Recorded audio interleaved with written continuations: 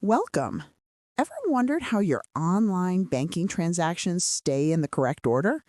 That's where message ordering comes in. It ensures events are processed sequentially, which is absolutely crucial for correctness in applications like financial systems.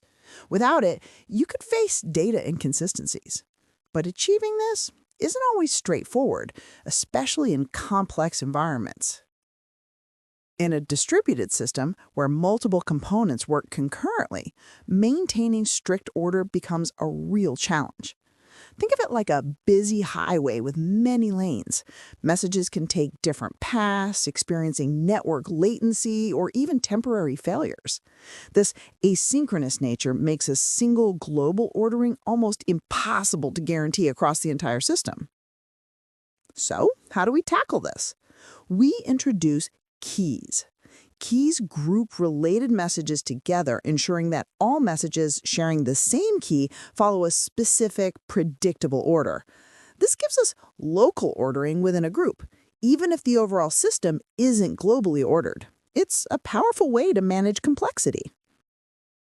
These keys aren't just for grouping, they're also used for partitioning. Partitioning. Typically, a key is hashed to determine which specific partition or storage unit a message goes to. The magic is that all messages with the same key will always land in the same partition, guaranteeing their ordered processing within that partition. This is fundamental.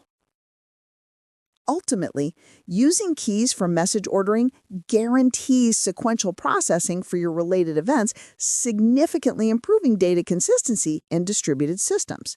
However, remember to consider your key distribution carefully. An unbalanced distribution can lead to hotspots or bottlenecks, impacting performance and scalability. Choose your keys wisely.